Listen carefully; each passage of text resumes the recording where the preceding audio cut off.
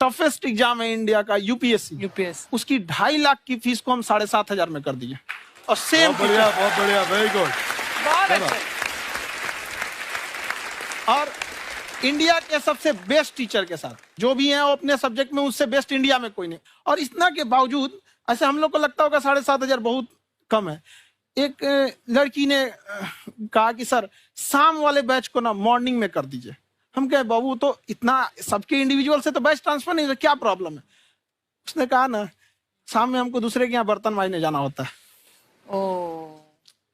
तो हम लोग को लगता है कि जितना ये तकलीफ इससे कई गुना ज्यादा है। और कई बार तो ऐसा लगता है कि वो भी ना ले। एक लड़का बेचारा नदी से बालू निकालता था और वो बालू को भरता था, फिर नाव बालू को किनारे लेके बेचती थी और वो बालू भरता था, उससे मेरी फीस ले आया। हमारा हाथ कांप गया, हम कैसे फीस ले लेंगे यहाँ पर। बहुत बढ़िया। उसी दिन हमने ये प्रण लिया था कि भारत का कोई भी बच्चा उसके सफलता में पैसा उसकी बाधा नहीं बनेगी, चाहे उसको जितना भी पढ़ना रहे यहाँ पर। क्या बात। और अर्चना जी, मैं इनके बारे में एक बात, खान सर आपके बारे में मैं एक बात कहना चाहता हूँ। इनका जो स्टार्टअप है ये बूटस्ट्रैप्ड है। अच्छा, मैं साधारण भाषा में बता देता हूँ, ये सेल्फ फंडेड है। इन्होंने अभी तक किसी और से पैसा नहीं लिया है। ये इन्वेस्टर के पैसे से नहीं, इन्होंने खुद इसको बिल्ड किया है। और बल्कि इतना स्ट्रॉन्ग स्टार्टअप है ये कि मैं कहूंगा कि अगर इन्वेस्टर्स को इन्वेस्ट करना हो तो मैं एंडोर्स करता हूँ ऐसे स्टार्टअप्स को। यही सब चीजों को देखते हुए कई लोगों ने धमकी भी दिया था वहां पर। अच्छा। और उसके बाद बम चला दिए और 7-8 बम चला दिए और कुछ ब्लास्ट हुआ। एक बेचारा नया लड़का आया था एडमिशन लेने के लिए, उसकी स्कूटी उड़ा दिया। वो आया था, कहा कि सर हम तो पढ़ने आए थे, हमारा स्कूटी उड़ गया। हमारी ऑफिस उड़ा दिए सब। एक तो पास में आके गिरा और नहीं फटा वो।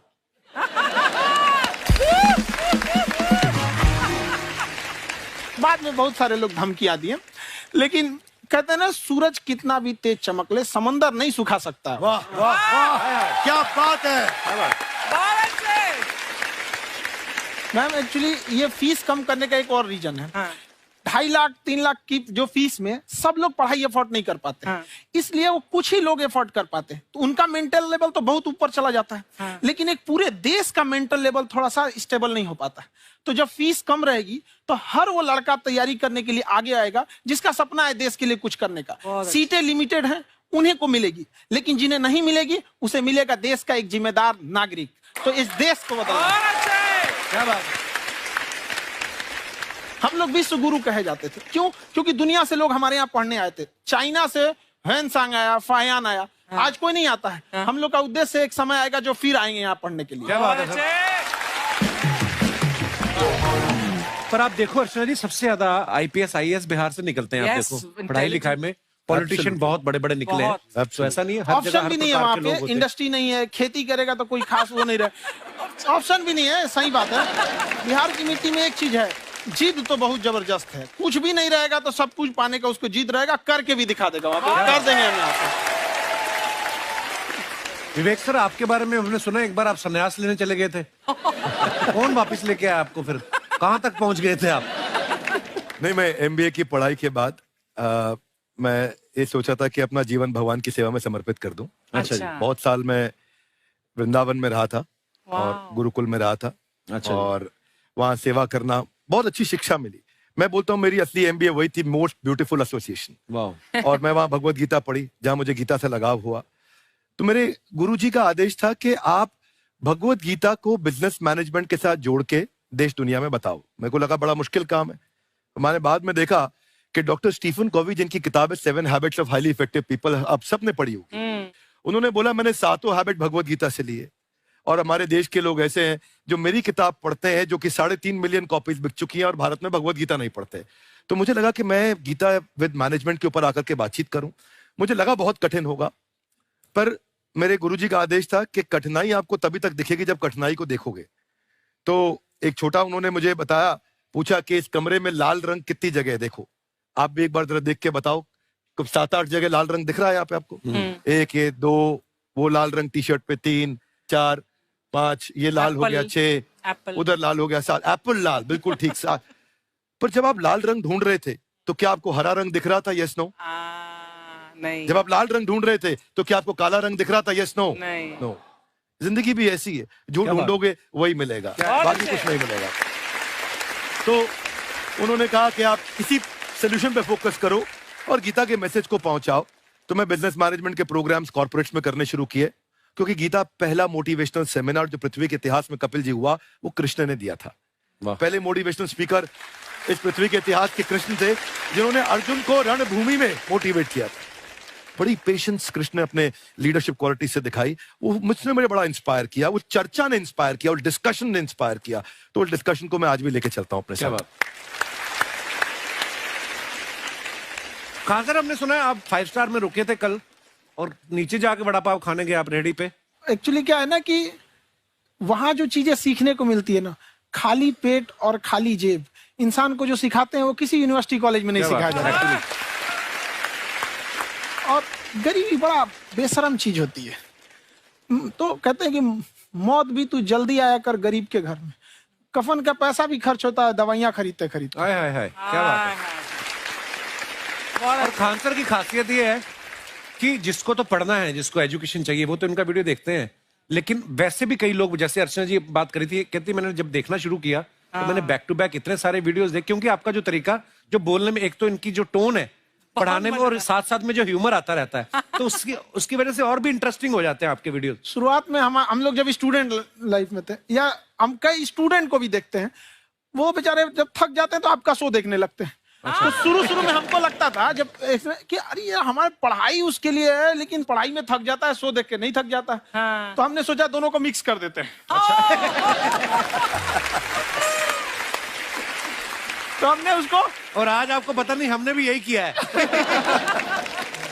मिक्स करने। हमारे एजुकेशन सिस्टम में 2 कमी है, एक एजुकेशन की, दूसरा सिस्टम की। आप पटना से हैं ना? हाँ। हमें भी पटना पसंद है। हाँ।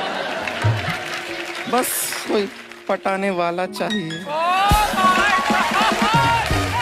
नहीं, मजाक नहीं कर रहे हैं। आपका जो चैनल है, हम दिन में 10 बार आपके चैनल को सब्सक्राइब करते हैं। दिन में? अरे हाँ, और बेल आइकन तो हम इतना जोर से दबाते हैं कि बाकी यूट्यूब वाले बाहर निकल के देखते हैं कि ये कौन है जिसने इनका चैनल इतना जोर से दबा दिया बेल आइकन। बुढ़िया, तो शर्म नहीं आती है? आते ही फ्लर्ट शुरू कर दिया ना तूने। तो जाते हुए करते हैं क्या? विवेक जी नमस्ते। आपसे एक काम था छोटा सा, कर देंगे आप? ये क्यों करेंगे? नहीं, गुरुजी हमेशा अपने वीडियो में कहते हैं कि विवेक से काम लो, विवेक से काम लो। विवेक मतलब दिमाग से काम लो आप। हाँ, तो विवेक जी अपने दिमाग से ही काम लेंगे। बहुत दिमाग है उनके पास। ये देखिए, जो आदमी, आपको मैं बताइए, जो आदमी बिना फिल्म किए कपिल शर्मा शो में आ गया, कितना दिमाग होगा उसके पास। लेकिन एक बात है जिसकी वजह से हम आप तीनों से नाराज हैं। क्यों? क्या बात? हर चीज में मोटिवेट मोटिवेट मोटिवेट क्या होता है? सच कह रहा है, जब भी ये शब्द सुनते हैं हमें लगता है कोई हमें चिढ़ा रहा है। बदल दीजिए ना, खाली मोटिवेट बोलना ही क्यों जरूरी है? कुछ और कीजिए। रोटी वेट, छोटी वेट, पतली वेट, कुछ भी बोलिए, मोटिवेट हटाइए। तो गुड़िया, तू भी एक्सरसाइज किया कर ना, देख डॉक्टर साहब ने कितना वजन कम किया है, तू भी कर ले। ठीक है, फिर मोटिवेट से ही चला लेंगे। लेकिन मोटिवेशन कोई बुरा बात नहीं है। हमारे दादाजी भी वैसे बहुत मोटिवेट करते थे। हाँ, एक बार तो तालाब में डूब रहे थे हमारे दादाजी। हमारे पास रस्सी भी था, ट्यूब भी था, फिर भी हम अपने दादाजी को बचा नहीं पाए। क्यों? क्योंकि हमने उनकी ओर तिनका फेंका ना, वही कहते थे डूबते को तिनका का सहारा काफी। नहीं लगा सहारा, दादाजी बुड़बुड़ बुड़बुड़ बुड़बुड़। गुड़िया, तू क्या करने आई इधर? अरे हाँ, हम क्या करने आए हैं पूछना था सर। खान सर, ये जो हमारा एक चाचा का लड़का है, उसको क्या है, थोड़ा पढ़ाई में प्रॉब्लम हो रहा है, तो 12वीं का पढ़ाई आप उसको अच्छी तरह करवा के 12वीं पास करवा देंगे आप? करवा देंगे, वेरी गुड, बात कर लेते हैं। हाँ, राम सरोवर, देखो हमारा बात हो गया है। ये 10वीं जो तुमसे नहीं दिया जा रहा है वो नहीं देना है।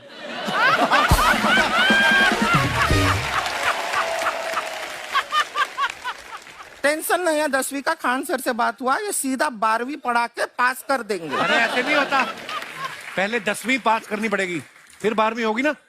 ऐसा कोई जरूरी नहीं है ये सीक्वेंस। हमारे मौसा जी थे, उनसे ना 10वीं हुई ना 12वीं हुई, अभी 3 दिन पहले सीधा उनकी 13वीं हुई।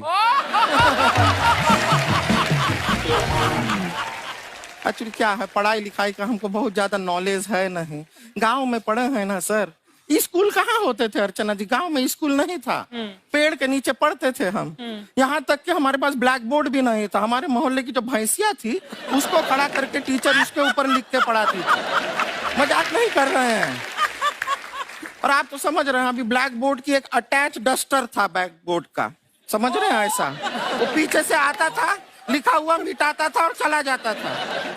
ये तो कुछ भी नहीं है। एक बार क्या हुआ, हमारा स्कूल शुरू हुआ, शुरू होते ही 2 महीने के लिए छुट्टियां हो गई। क्यों? ब्लैक बोर्ड ने बछड़ा दिया था ना। तो वैसे आप लोग ना इतने ज्ञानी हैं, सब कुछ जानते हैं। आपसे एक टेक्निकल सवाल पूछे। एक बार ना 4 दोस्त थे, 4 दोस्त, साम दाम दंड भेद। वो डिसाइड करते हैं कि चलो एक गेम खेलते हैं, तो टीम्स बनाते हैं। तो साम दाम ने एक टीम बनाया। इस पे भेद को बहुत गुस्सा आया, पता है क्यों? क्यों? क्योंकि भेद को दंड मिलाना